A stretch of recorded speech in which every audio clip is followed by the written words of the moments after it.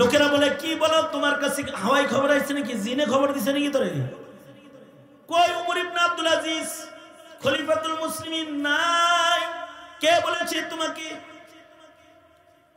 মহিলা বলে খোদার কসম করে বলতেছি নাই, খবর নিয়ে দেখো। সত্য সত্যই 7 দিন পরে ঘোড়সওয়ার এক কাফেলা শহর থেকে গ্রামে পৌঁছেছে, বাণিজ্যিক কাফেলা। তাদের কাছে সবাই জিগায় আমিরুল মুমিনিন কেমন আছে? আমিরুল মুমিনিন তো নাই, তিনি আখিরাতের সফর করে চলে গেছে। আল্লাহু আকবার।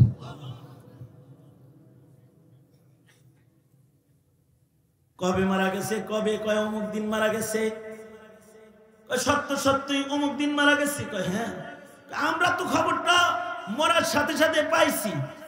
কে বলছে? কয় অমুক মহিলা বলেছে। সবাই মিলে মহিলাকে যা বলে, এই মা, অত দূরে উমর ইবনে আব্দুল আজিজ মারা গেছে, তুমি খবর কেমনে পাইলে?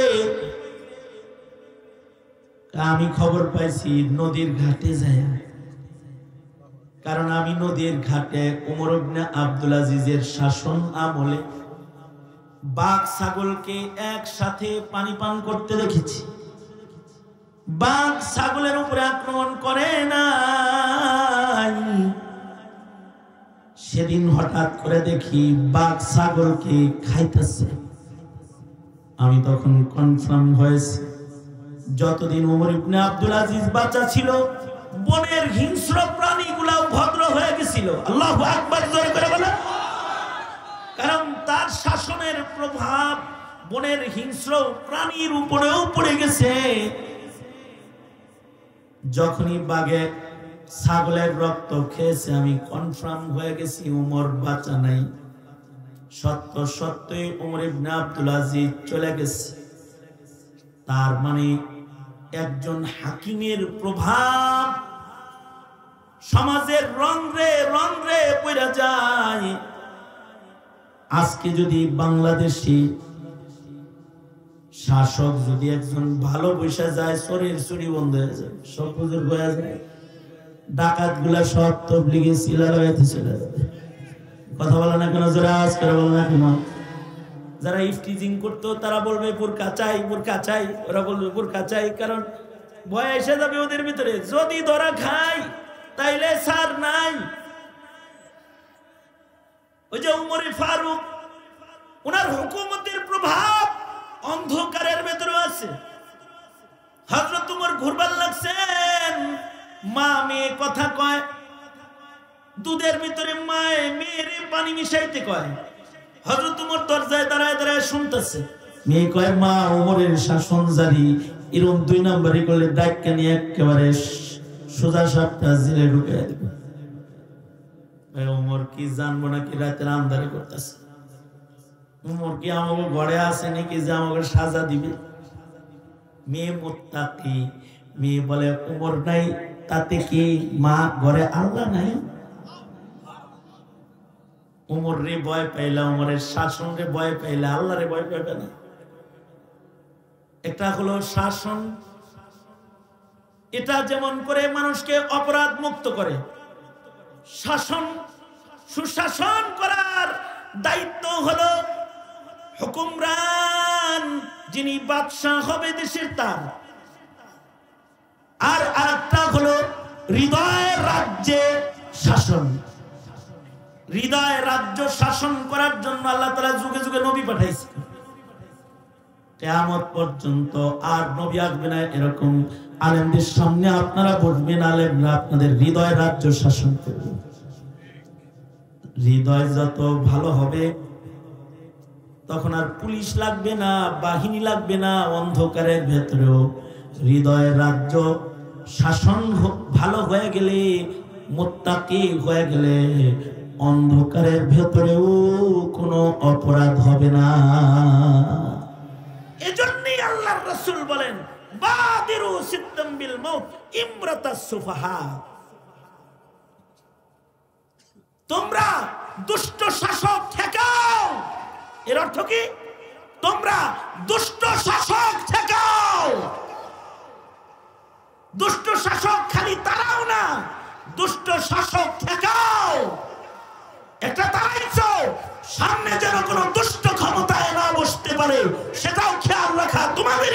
রাখতে হবে। একই বিষয়ে আমি কথা বলতে থাকলে লম্বা হবে, সামনে চলে যাই।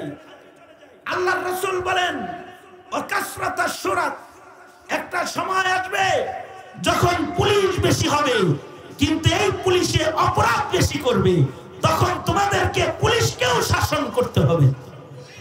তখন পুলিশের সাথে তোমার শাসনের ভূমিকায় গিয়ে মরা লাগতে পারে পুলিশে ভালো করার জন্য, যেটা বৈষম্য বিরোধী ছাত্র আন্দোলনের ছেলেরা করেছে। কি করেছে? হ্যাঁ, পুলিশ কি তোমাদের কথা বলেছে? পুলিশ সরকারের কথা বলেছে। সরকার পুলিশকে বলেছে গুলি করো, গুলি করেছে। সরকার পুলিশকে বলেছে গ্রেফতার করো, গ্রেফতার করেছে। সরকার পুলিশকে বলেছে আমার দলের লোকগুলা রামদা নিয়ে ঘুরবে আর তোমরা পাহারাদারি করো, তাই করেছে। আল্লাহর রাসূল বলে এমন বেশি পুলিশ হওয়ার আমল আসার আগে মরো, কারণ বাহিনী বেশি হয়ে গেলে বাহিনী দেশ শাসন করবে না, তখন তারা দেশ শোষণ করা শুরু করবে। দ্বীনি নসিহতের নিসবতে মানুষ উঁচু চেয়ারে বসায়, আর উঁচু চেয়ারে মানুষ আলেমদেরকে জন্য বসায়, এটা একটা সুন্নাত। তাই পাবলিক নিচে বসে, আলেমরা উপরে বসে, কারণ উঁচু জায়গায় বসলে সবাই পিছনে যারা আছে তারাও দেখতে পারে। আমি নিচে বসে বলি তাহলে পিছনের যারা তারা দেখতে পারবে না।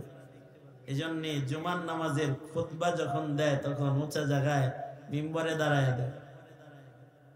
অনেক সময় যিনি উঁচা জায়গায় থাকে তার চেয়ে নিচে যে থাকে তার দাম বেশি থাকে, তার তাকওয়ার কারণে, তার কলবের ঈমানী সৌন্দর্যের কারণে। দেখেন না সূরাতুল ইখলাস, এটা নিচে, এটার উপরে বৈশা রয়েছে তাব্বাত ইয়াদা সূরা লাহাব, কিন্তু সূরা ইখলাস একবার পড়লে 10 পারা কোরআন পড়ার সওয়াব হয়। সুবহানাল্লাহ। আগামীকালকে বলেন, আজকে বলার দরকার কি? জোরে বলেন সুবহানাল্লাহ, জোরে করে বলেন। এক বুজুর্গ বয়ান করতেছেন আর আরেক বুজুর্গ বসে বসে বয়ান শুনতেছেন। উভয়ই বড় আল্লাহওয়ালা। তো বুজুর্গ দিলের ভেতরে হঠাৎ আইসা পড়ছে, আহ কত মানুষ আমার জন্য চাতকের মতো তাকায় রয়েছে রে, আমার দামটা ভালোই। দিলের ভিতরে আসতে পারে না, দিলের ভিতরে আইসে। আর নিচে যে বুজুর্গ বসে বয়ান শুনতেছে তিনি, তার কাশফ হয়ে গেছে। তিনি নিচের থেকে একটা কবিতা পড়ছেন যে উপরে বসলে দামি হয় না রে, নিচে থেকেও কিন্তু দামি হওয়া যায়। কুল হুয়াল্লাহ কে ওয়াসফে খালিকে মাস জিরে তাব্বাত ইয়াদা আবি লাহাবাস। উপরে চেয়ার পাইছে দেখা তুমি বড় তা না, দেখো না কুল হুয়াল্লাহটা তাব্বাত ইয়াদার নিচে আছে, কিন্তু কুল হুয়াল্লাহর দাম বেশি। কত দাম? একবার যদি সূরা ইখলাস কেউ পড়ে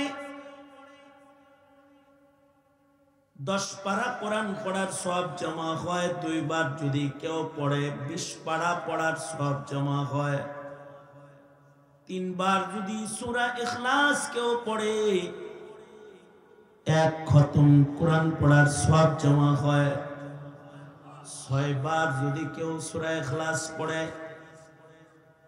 2 খতম কোরআন পড়ার সওয়াব জমা হয়। 9 বার যদি কেউ সূরা ইখলাস 1 বসায় পড়ে ফেলে তো সাথে সাথে তার আমলনামায় 3 খতম কোরআন পড়ার সমপরিমাণ সওয়াব জমা হয়ে যায়।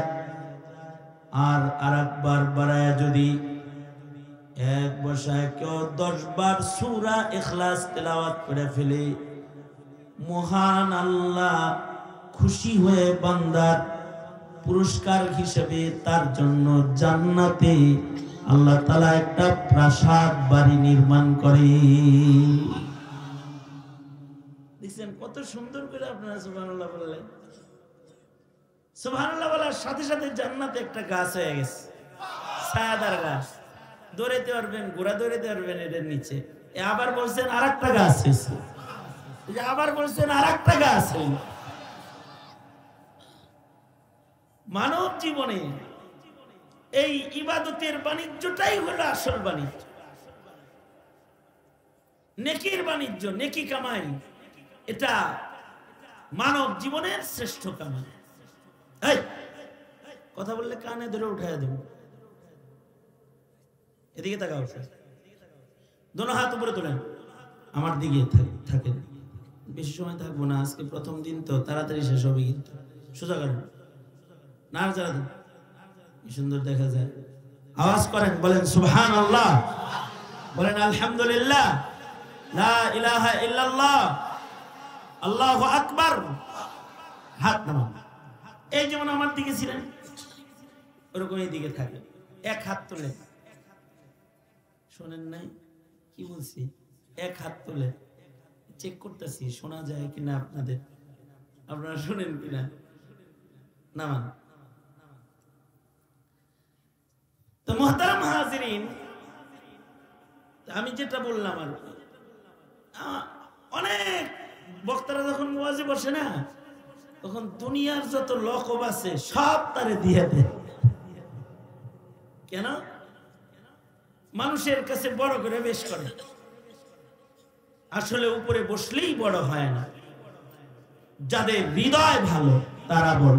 ইন্না আকরামাকুম ইনদাল্লাহি আতকাকুম।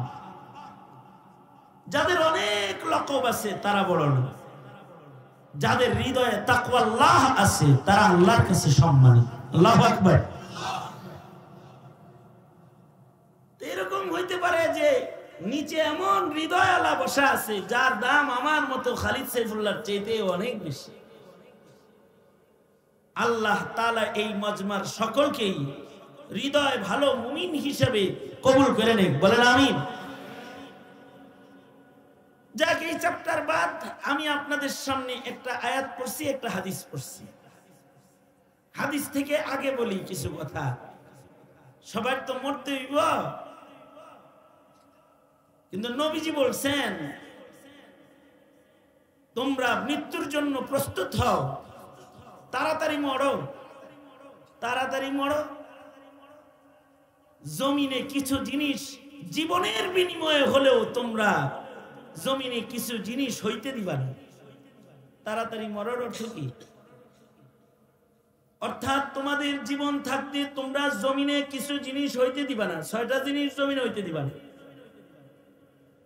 জীবন দিয়ে হলেও তোমরা ওই 6 জিনিসকে রোধ করো। আল্লাহর রাসূল বলেন, 1 নাম্বার ইমরাতাস সুফাহা, মূর্খ, দুষ্ট, অযোগ্য লোকরা নেতা যেন না হইতে পারে। মূর্খরা নেতা হওয়ার আগে তুমি মরো। তার মানে দুষ্টদের নেতৃত্ব প্রতিষ্ঠা হওয়ার আগে তুমি মৃত্যুর জন্য তৈয়ার হও। কারণ দুষ্টরা যদি নেতা হয় তারা জমিনে অন্যায় কাজ করবে। দুষ্টরা যদি নেতা হয় জমিনে খুন খারাপি বেড়ে যাবে। দুষ্টরা যদি নেতা হয় জমিনে দুর্নীতি বেড়ে যাবে। এই ঠিক বলতে কষ্ট লাগে, ঠিক বলতে কষ্ট লাগে। দুষ্টরা নেতা হলে শৃঙ্খলা থাকবে না, উশৃঙ্খল পরিবেশ। কারণ নেতৃত্বের একটা প্রভাব আছে। নেতা যদি ভালো নেতা হয় তাহলে ভালো একজন নেতার প্রভাব শুধু মানব হৃদয়ে পড়ে তা না, ভালো একজন নেতার প্রভাব জঙ্গলের প্রাণীর উপরেও পড়ে। ভালো একজন নেতার প্রভাব আবাল বৃদ্ধ বনিতা মানুষ শুধু তাদের উপরে পড়ে না, নেতার প্রভাব জংলার প্রাণীর উপরেও পড়ে। এ কারণেই নবীদেরকে আল্লাহ তাআলা শুধু নবী বানায় পাঠান নাই, নেতা বানায় পাঠাইছেন। নবীদের নেতৃত্ব যখন সমাজে প্রতিষ্ঠা পেয়েছে, অন্ধকার সমাজটা আলোকিত সমাজ হয়েছে। এদিকে অন্ধকার সমাজটা আলোকিত সমাজ হয়েছে। কখন অন্ধকার সমাজ আলোকিত সমাজ হয়েছে? যখন সুন্দর নেতৃত্ব প্রতিষ্ঠা পেয়েছে। আর যতদিন ছিল আবু জেহেলের নেতৃত্ব, আবু জেহেল তো খুব ভালো মানুষ ছিল। ভালো মানুষ ছিল না আবু জেহেল?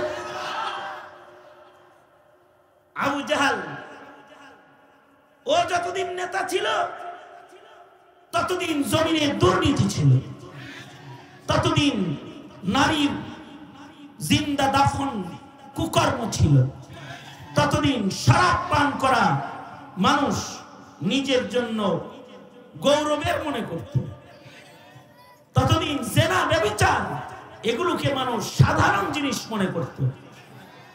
যখন আবু জেহেল নেতা ছিল তখন মদ পান করে সন্তান তার মায়ের ঘরের দরজায়ও জেনা ব্যভিচারের জন্য করাঘাত করত। করি না? দুষ্ট সমাজ। এতিমের হক, দুর্বলদের হক সবল যারা তারা দখল করত।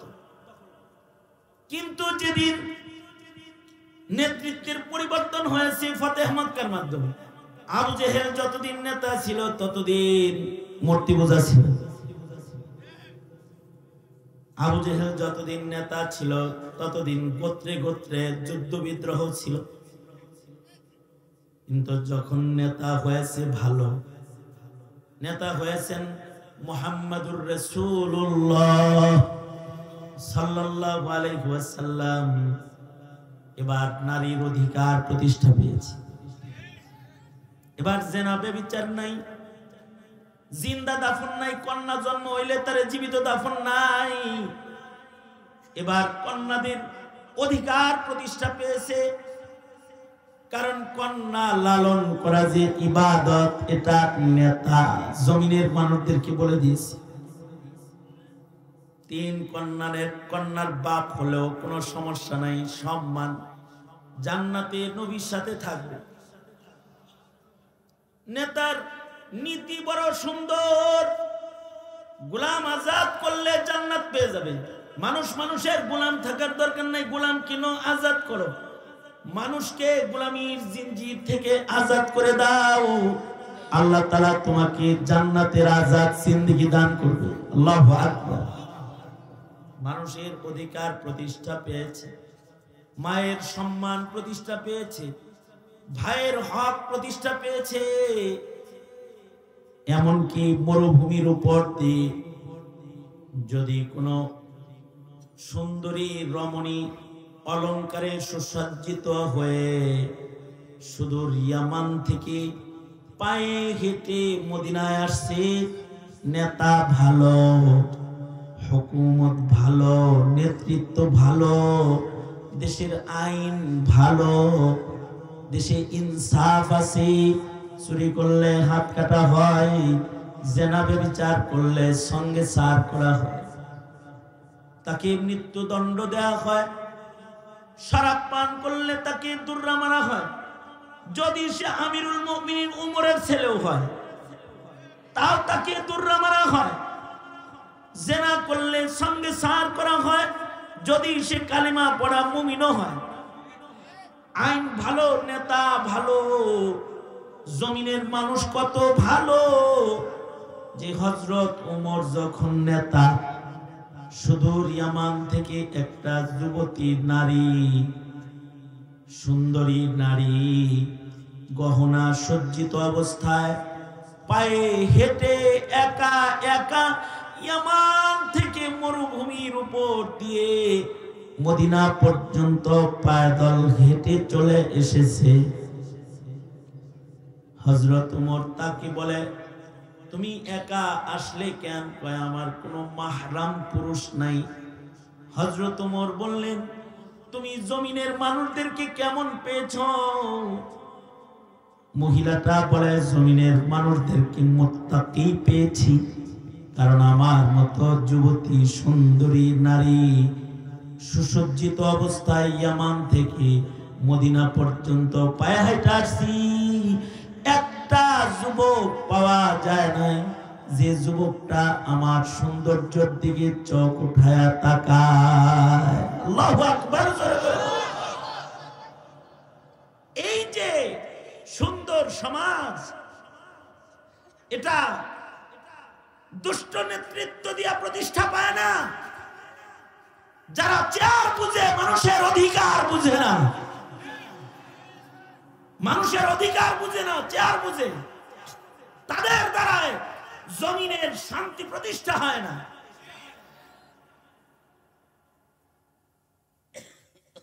চেয়ার বুঝে, অধিকার না বুঝার কারণে আমাদের বুবু আপা, ওনার বড় দুর্দশা। উনি চেয়ার বুঝেছেন, জনতার অধিকার বুঝেন নাই, মুসলমানের অধিকার বুঝেন নাই, ইসলামের অধিকারও বুঝেন নাই। উনি ভালো মানুষদেরকে জেলখানায় দিয়েছেন, আর দুষ্টদেরকে সংসদের চেয়ার দিয়েছেন, নাস্তিকদেরকে দিয়েছেন। কারণ দুষ্টদের কাছে রতনে রতন চিনে, চোরে চিনে, রতনে রতন চিনে, চোরে চিনে চোর। যে যেমন মিলে তেমন রাজার মিলে রানী, খাপসার খাপসানি মিলে, কানার মিলে নাকি কানি। সঙ্গত কারণে ওনার কাছে ভালো মানুষ ছিল হাসানুল হক ইনু, ওনার কাছে ভালো মানুষ ছিল মুরগিচোরা শাহরিয়ার, ওনার কাছে ভালো মানুষ ছিল কালামানিক।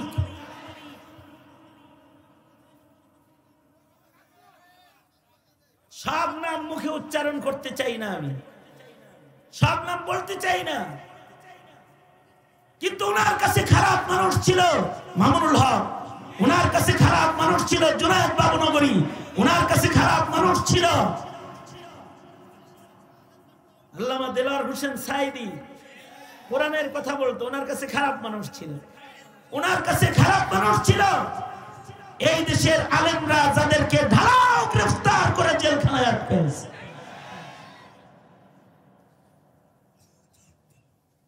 যদি দুষ্ট নেতৃত্ব প্রতিষ্ঠা পেয়ে যায়, তাহলে দুষ্টের কদর বেড়ে যায়। দুষ্ট নেতৃত্ব প্রতিষ্ঠা হলে জমিনে দুষ্টামি বেড়ে যায়।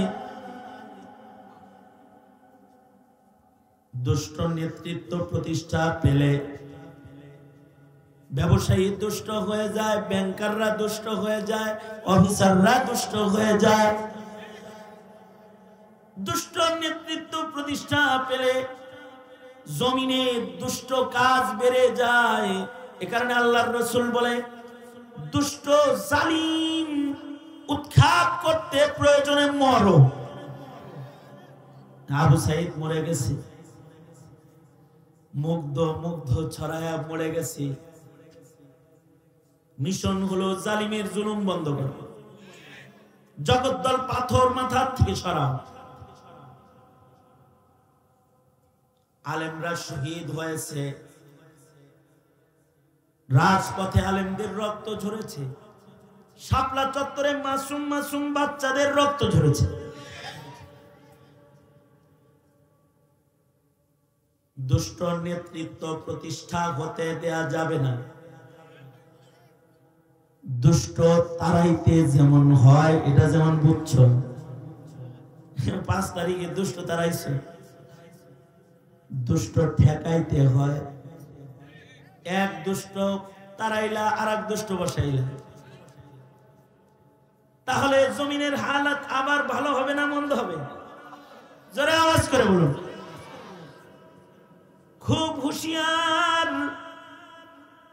আল্লাহর রাসূল বলেন, ইমরাতাস সুফাহা,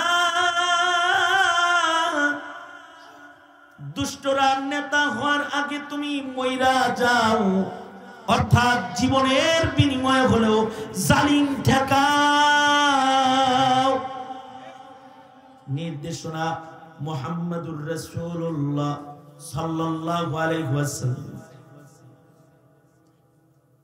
এই নির্দেশনা কিয়ামত পর্যন্ত বলবৎ থাকবে। যখনই কোনো জালিম মাথা চারা দিয়ে দাঁড়াবে, সম্মিলিত শক্তির মাধ্যমে দুষ্ট শাসকের পতন ঘটানো, এটা শুধু দেশের শৃঙ্খলার বিধান না, এটা ইমানি বিধান,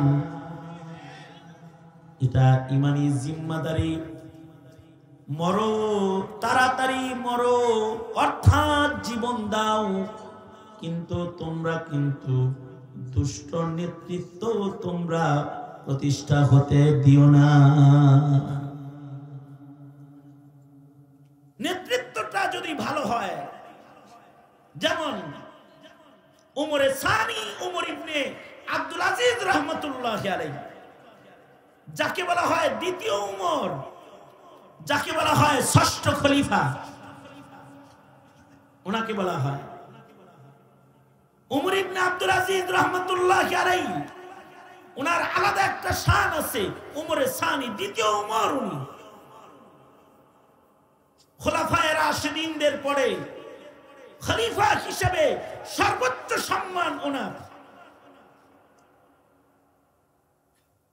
উনার আমলে আল বিদায়া ওয়ান নিহায়া, উনার আমলে বাঘ আর ছাগল এক ঘাটে পানি পান করেছে। আল্লাহু আকবার বলেন।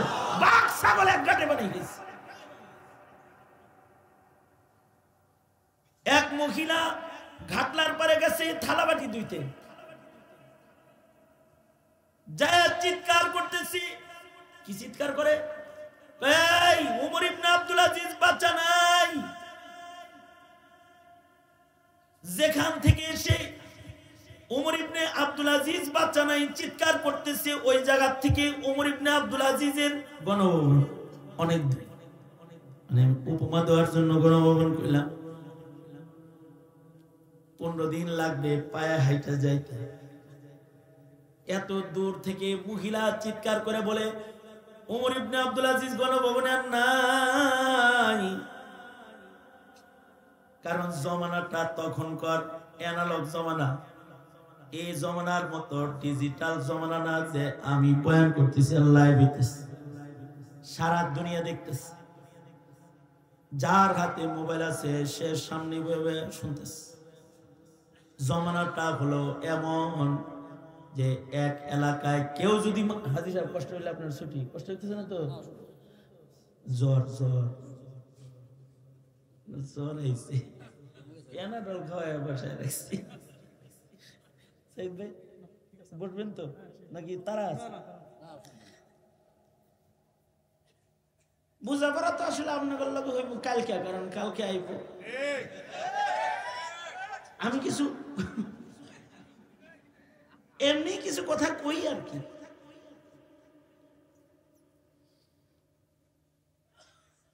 জমানাটা এমন, এক এলাকায় মানুষ মারা গেছে, আর এক এলাকায় খবর চাইতে 15 দিন লাগে, 1 মাসেও যায় না খবর। আর এখন হলো, আমি আপনাদের কাছে দোয়া চাই, পীর সাহেব মধুপুর রোড অ্যাক্সিডেন্ট করেছেন, মাধবদী 5 দোনা। উনি অ্যাক্সিডেন্ট করার 3 মিনিটের মাথায় দুনিয়া চেনে ফেলেছে, 1 মিনিটের মাথায়। জমানা এমন এখন। আল্লাহ তাআলা হুজুরকে দ্রুত সুস্থতা দান করুক। আওয়াজ করে জোরে বলুন আমিন। কারণ একজন সোজা সাপটা কথা বলনেওয়ালা মুরব্বী আমাদের, একজন সোজা সাপটা কথা বলনেওয়ালা মুরব্বী,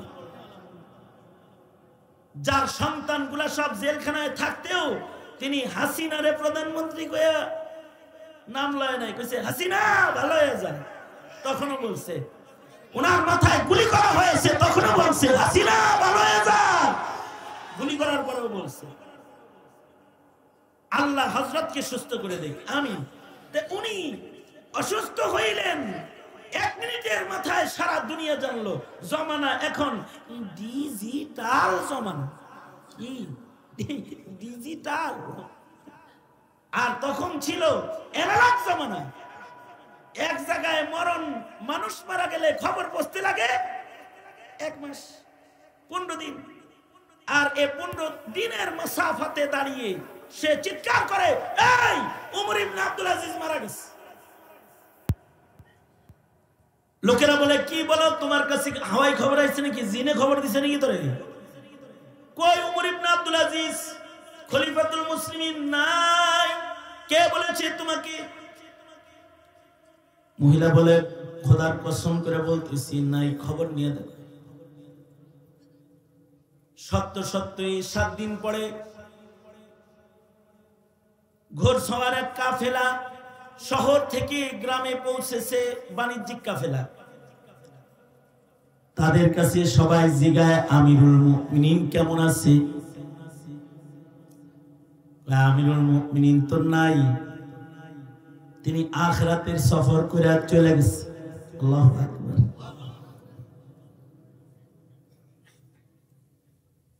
কবে মারা গেছে? কবে? কয় অমুক দিন মারা গেছে।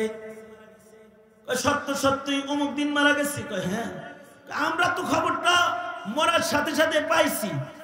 কে বলছে? কয় অমুক মহিলা বলেছে। সবাই মিলে মহিলাকে যা বলে, এই মা,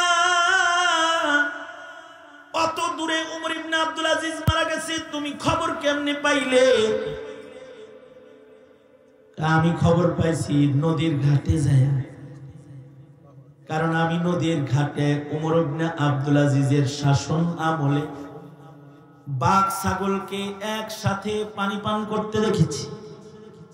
বাঘ ছাগলের উপরে আক্রমণ করে নাই। সেদিন হঠাৎ করে দেখি বাঘ ছাগলকে খাইতেছে। আমি তখন কনফার্ম হয়েছে, যতদিন উমর ইবনে আব্দুল আজিজ বাচ্চা ছিল, বনের হিংস্র প্রাণীগুলাও ভদ্র হয়ে গেছিল। আল্লাহু আকবার, জোরে করে বলেন। কারণ তার শাসনের প্রভাব বনের হিংস্র প্রাণীর উপরেও পড়ে গেছে। যখনই বাঘে ছাগলের রক্ত খেয়েছে, আমি কনফার্ম হয়ে গেছি উমর বাঁচা নাই। সত্যই উমর ইবনে আব্দুল আজিজ চলে গেছে। তার মানে একজন হাকিমের প্রভাব সমাজের রন্ধ্রে পড়ে যায়। আজকে যদি বাংলাদেশি শাসক যদি একজন ভালো বসে যায়, শরীর চুরি বন্ধ হয়ে যায়, সব হুজুর হয়ে যায়, ডাকাত গুলা সব তবলিগি সিলারাইতে চলে যাবে। কথা বলে না কেন? যারা আজ করে বলে না কেন? যারা ইফটিজিং করতো তারা বলবে বোরকা চাই, বোরকা চাই, ওরা বলবে বোরকা চাই, কারণ ভয় এসে যাবে ওদের ভিতরে। যদি ধরা খাই তাইলে সার নাই। ওই যে উমরে ফারুক, ওনার হুকুমতের প্রভাব অন্ধকারের ভেতরে আছে। হযরত উমর ঘুরবার লাগছেন, মা মেয়ে কথা কয়, দুধের ভিতরে মায়ে মেয়ের পানি মিশাইতে কয়। হযরত উমর দরজায় দাঁড়ায় দাঁড়ায় শুনতেছে। মেয়ে কয়, মা উমরের শাসন জারি, এরকম 2 নম্বরই করলে ডাক্কা নিয়ে একেবারে সোজা সাপটা জেলে ঢুকে দেবে। উমর কি জানবো নাকি রাতের আন্ধারে করতেছে? উমর কি আমাকে ঘরে আসে নাকি যে আমাকে সাজা দিবে? মেয়ে মুত্তাকি, মেয়ে বলে উমর নাই, তাতে কি? মা ঘরে আল্লাহ নাই? উমর রে ভয় পাইলা, উমরের শাসন রে ভয় পাইলা, আল্লাহ রে ভয় পাইবে না। এটা হলো শাসন। এটা যেমন করে মানুষকে অপরাধ মুক্ত করে, শাসন সুশাসন করার দায়িত্ব হলো হুকুমরান, যিনি বাদশাহ হবে দেশের, তার। আর আরেকটা হলো হৃদয় রাজ্যে শাসন। হৃদয় রাজ্য শাসন করার জন্য আল্লাহ তাআলা যুগে যুগে নবী পাঠাইছে। কিয়ামত পর্যন্ত আর নবী আসবে না এরকম আলেমদের সামনে আপনারা বসবেন, আলেমরা আপনাদের হৃদয় রাজ্য শাসন করবে। হৃদয় যত ভালো হবে তখন আর পুলিশ লাগবে না, বাহিনী লাগবে না। অন্ধকারের ভেতরেও হৃদয়ের রাজ্য শাসন ভালো হয়ে গেলে, মুত্তাকি হয়ে গেলে, অন্ধকারের ভেতরেও কোনো অপরাধ হবে না। এজন্যই আল্লাহর রাসূল বলেন, বাদিরু সিদ্দাম বিল মাউত ইমরাতাস সুফাহা। তোমরা দুষ্ট শাসক ঠেকাও। এর অর্থ কি? তোমরা দুষ্ট শাসক ঠেকাও। দুষ্ট শাসক খালি তারাও না, দুষ্ট শাসক ঠেকাও। এটা তারাইছো সামনে যেন কোনো দুষ্ট ক্ষমতায় না বসতে পারে, সেটাও খেয়াল রাখা তোমাদেরই দায়িত্ব। একই বিষয়ে আমি কথা বলতে থাকলে লম্বা হবে, সামনে চলে যাই। আল্লাহর রাসূল বলেন, ওয়াকাসরাতাশ শুরাত, একটা সময় আসবে যখন পুলিশ বেশি হবে কিন্তু এই পুলিশে অপরাধ বেশি করবে, তখন তোমাদেরকে পুলিশকেও শাসন করতে হবে। তখন পুলিশের সাথে তোমার শাসনের ভূমিকায় গিয়ে মরা লাগতে পারে পুলিশে ভালো করার জন্য, যেটা বৈষম্য বিরোধী ছাত্র আন্দোলনের ছেলেরা করেছে। কি আপ করেছে? হ্যাঁ, পুলিশ কি তোমাদের কথা বলেছে? পুলিশ সরকারের কথা বলেছে। সরকার পুলিশকে বলেছে গুলি করো, গুলি করেছে। সরকার পুলিশকে বলেছে গ্রেফতার করো, গ্রেফতার করেছে। সরকার পুলিশকে বলেছে আমার দলের লোকগুলা রান্দা নিয়ে ঘুরবে আর তোমরা পাহারাদারি করো, তাই করেছে।